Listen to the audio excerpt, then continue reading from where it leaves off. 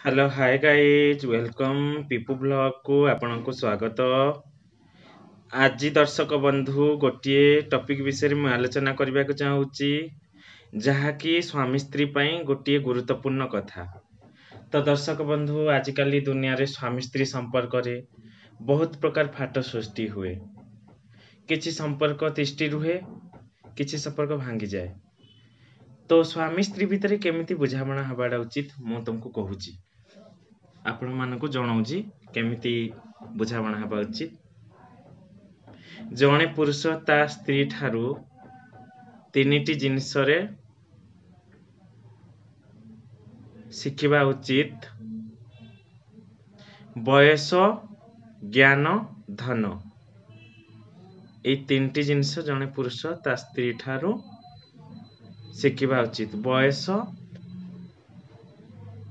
ज्ञान और धन।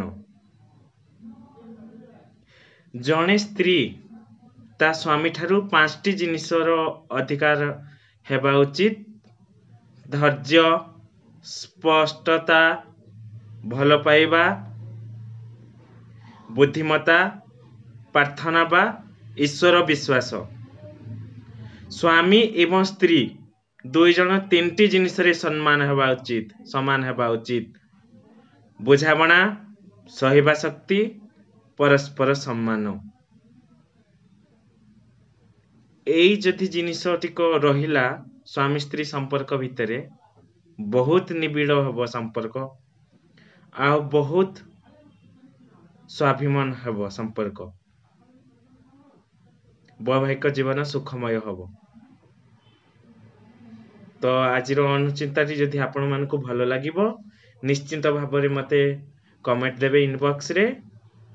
मो यूट्यूब चैनल को सब्सक्राइब करिवे, लाइक करिवे, शेयर करिवे। धन्यवाद।